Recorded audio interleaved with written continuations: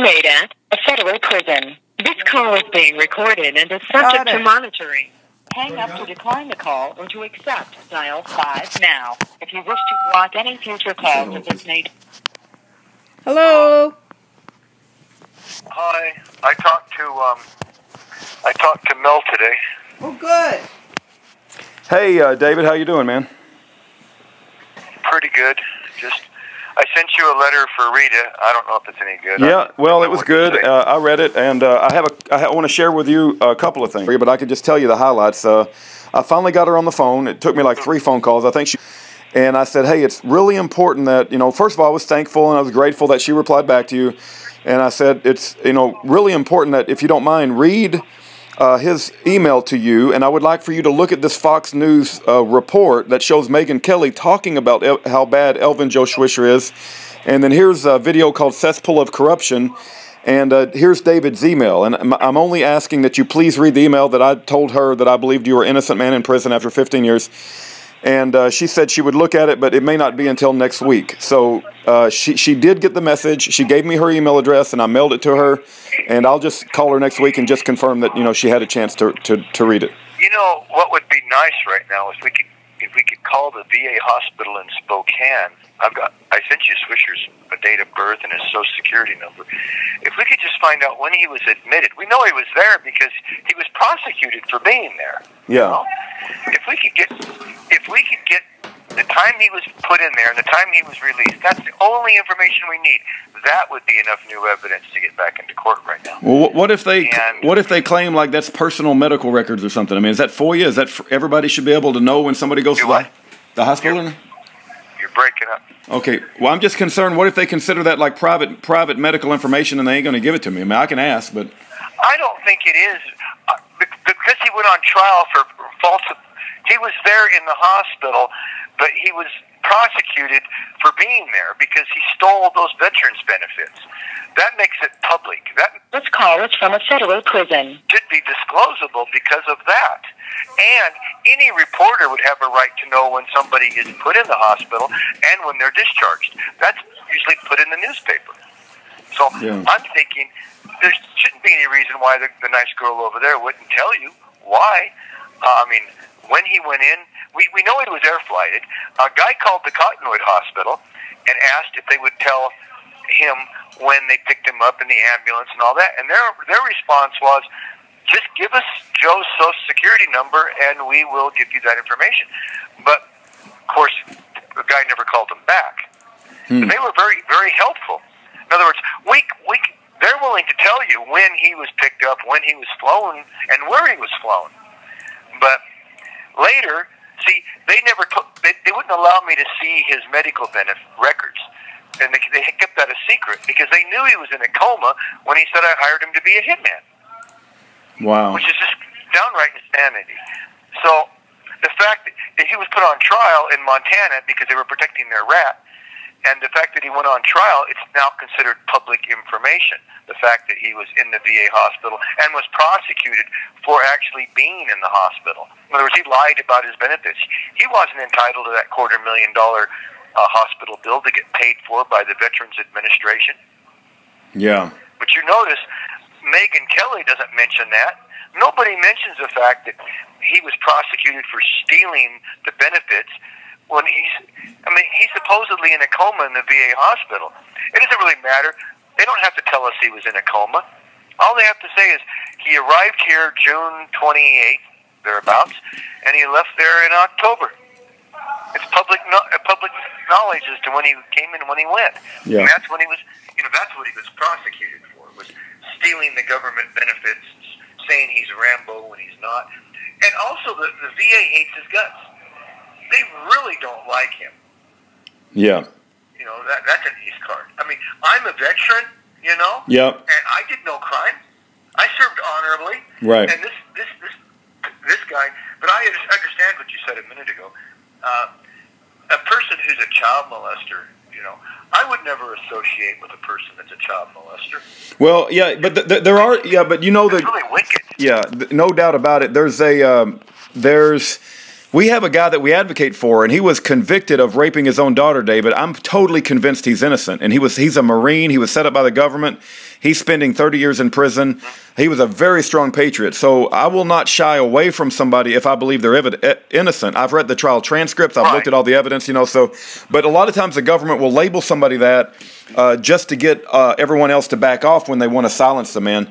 But if they really are child molesters, I'll help dig the grave to bury them. You know, I'll be the first to step up and say this guy's got to. You know, the solution to child molestation is a .45 caliber. That's my opinion. But I wanted to share a couple things with you. So, you know, I told you we have access to this YouTube channel. It's very big. It has 200,000 plus subscribers. And this guy's in jail, and he gave me approval to put your cesspool of corruption. Ever since I put up your video, cesspool of corruption, there's been a major war on this YouTube channel in order to keep it online. We're up to 2 strikes again. That means that if I get one more, they're going to take it down. Not only that, but I can't upload any new content. But your video has anywhere from 500 to 600 views so far. And I think, you know, that's contributing to them wanting to take it down because you're such a hot potato. But regardless, I have another friend who had a very, very big talk show radio host, and they've taken him down. Within 48 hours, they gave him 3 strikes, and he was just like you, a talk show radio host. So also the last thing I wanted to share with you is you gave me instructions on what I could publish and what I could not. I did sit down today and try to digest your instructions, and I can't digest it. I would like some time with you on the phone when you do have time and go through the pages, and you say yes or no, and I'll make a note. I was just thinking that the one that was the more simple design that just showed the simplistic thing, you could refer them to John Sorrell, and I was kind of thinking you could show the more complicated looking ones because they are more complicated, and I just don't think anybody will understand what they're looking at. And I kind of thought it would be kind of fun to actually say something like that, like he doesn't want to show the real simple one because you guys haven't helped him, you know. No, I understand. I really don't care if you show it all, really. But I just wanted somebody to be concerned about what they're doing to us prisoners here, you know? Yeah, I understand, and I appreciate your attitude, but I feel a heavy burden to not release sensitive information because I want to respect your intellectual property. And, you know, you sent me 4 envelopes, and there's like, you know, I don't know, maybe 10 pages in each envelope. Can I just quickly go through and you say yes, no, and that way I feel like I'll feel 100% confident? Because when you say when you use words like what I said is I just really on the one I just didn't want to show both views. I mean, I didn't care, for instance, if you showed like the Stewad. You could show one view of it, not the other view. I just didn't want to show 2 views because that was the only thing. Is because I didn't want somebody to steal it. Right. Now, understand? I think NASA already has it. I mean, there has to be a reason why these people didn't fly to England and go meet John Sorrell and look at his website. Yeah, I understand. Think that's kind of strange? Yeah, I do find that strange. I do find that the whole world is strange. The whole world is very strange, you know. But so you made it. Yeah, go ahead. Anybody you can refer me to, like Mel, I think I'll take any help I can get. Okay. I'm not finicky. Okay. No. I'll try to. We're pretty good at making connections. And have you had a chance to speak to Pastor Wally Drake? Does she answer the phone at all, Mr. Matt Shea? No. I forget. Somebody recommended him, and I don't know if it was you or somebody else, but we reached out and I called him, but I haven't had any luck with Matt Shea at all. So I'm trying. Because I haven't tried yet, but okay. Mel answers the phone immediately. She's very prompt. That's why I was reporting that to you. No, that's good. I pray that that all works out, and like I said, she focuses on the legal, and that's not really my purview, but I wish her nothing but the best, and I hope that something can be accomplished. But it's kind of like, if it's, you know, when I view the legal aspect of things, it's like telling the devil, we caught you breaking the law, and therefore you need to stop. It's like the devil don't give a crap. You know, he breaks the law all the time. You know? I agree, and that's why I told you from the beginning that there is no law in this country. It's the matrix. And if there was a law, they're not even honoring their own phony law. Yeah. I mean, Abe Lincoln took the text of the Constitution for the United States of America and plagiarized it into this new adulterated thing called the U.S. Constitution. And to prove my point, if you read the 7th Amendment, it says any controversy which shall exceed $20, the right of a common law jury shall be preserved. That was put in there by the Founding Fathers because they were Christian, and they didn't want any government doing the statutory crimes that are currently happening. even for civil. So you know if they wanted common law for civil, you know for a fact they didn't want you to have statutory law for criminal. Yeah. Yeah, I got you. I do have another question. I keep going back to the fact that the common law is based on the teachings of Jesus Christ. Yeah, amen. The founding fathers were Christians. Everybody that talks like you do winds up killed, tortured, or in prison. But I do have a question for you. Given that you spent 15 years in prison as an innocent man, given that you've, in hindsight, looking back 2020 and knowing what you know now and gathered all the information that you have in your brain right now, if you were to go back and make some decision points in your life to avoid what's happened, and I'm not saying you have any regrets, I'm just saying using what you know now, would you have armed your house better? Would you have made better connections with more righteous people? What advice do you give to somebody who's on the outside that does not want to wind up in prison? What do you think we can do other than pray, read our Bible, trust in the Lord? I mean, maybe those are the only three things we can do and should be doing, but is there any advice you have on how to deal with this matrix that we find ourselves in so that we don't wind up in prison?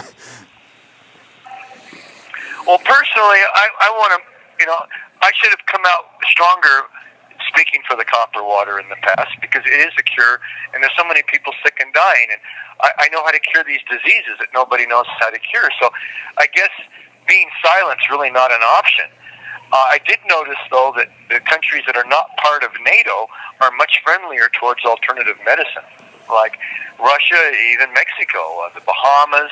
There's certain countries that are just nicer in general. One of the nicest countries in the world is the Netherlands. I think if I had the whole thing to do over, I would go to Holland. Wow. Because they don't put people in prison in Holland for any nefarious reason other than if you really do a crime. This is why Holland has the fewest amount of prisoners in prison per populace of all the countries in the world, excluding, say, the Bahamas. Bahamas don't even have a federal prison. So, wow. I think that would be the country to go to if you really want to have freedom. If you're going to fight, this is a good country to fight, but this country is an expert job at hiding the lies and the deceit. Everything's a fraud in this country, and all the people walk around thinking they're free when they're not. You don't have the right to remain silent, and you don't have the right to speak out either. You don't have any rights here. No, you can truly indict a ham sandwich. No, you're right about that, David. You're absolutely right. I find that very insightful. Don't be silent. Speak. You certainly were not silent. You had a talk show radio host, for goodness sake. But you just maybe move to the Netherlands. That's a very interesting, insightful advice. Yeah, I just can't see it changing anything, really. I think my job was to teach people the truth. Yeah. And my job now is to give the concepts of the copper to the world. I don't need to make a dime. I would give any foreign ambassador, any person that's going to a foreign country, I would give them my formulas. Yeah. Without asking for a dime right now. Wow. It belongs to mankind, and that goes for the energy devices too. Yeah. I just think that mankind needs to have cheap and free energy so we don't pollute the planet. So that we can, we need to be good stewards of what God's given us here. And we shouldn't be fascist monsters burning endless amounts of fuel when we don't need to be, so that some person can get rich. It just makes no sense. Yeah. Anyway. Well, you've got some incredible gifts that God has given you, and I'm concerned that we're living in Sodom and Gomorrah, and we need to clean up our society with justice and righteousness. David? We lost him.